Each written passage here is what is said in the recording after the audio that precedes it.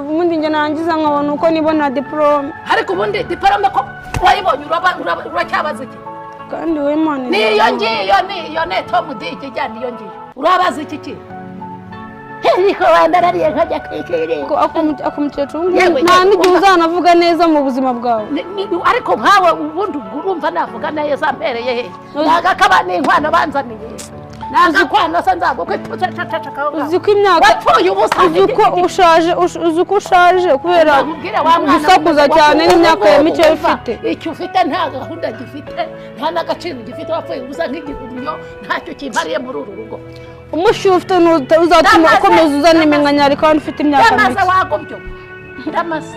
Byareka njye kuyigira none.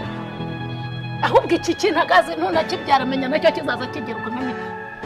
Ako umukecuru ndamutse nshatse ubyaye umuhungu yaza ajya kwihunga abana n'agahunga igihugu ntacyo twasigariwe. Ako nk'ubusanzwe ari nkubwire icyo wabyara cyose mva nkubwire icyo wabyara cyose ayiwe.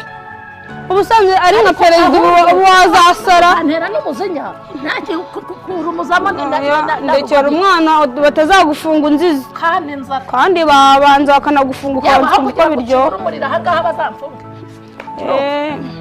Kandi ubwo umwana wanjye abaye umukire wazasakuza unsaba imbabazi. Ni hahandi uramponda sinoga ntabwo urijyamo ntujya ku ishuri.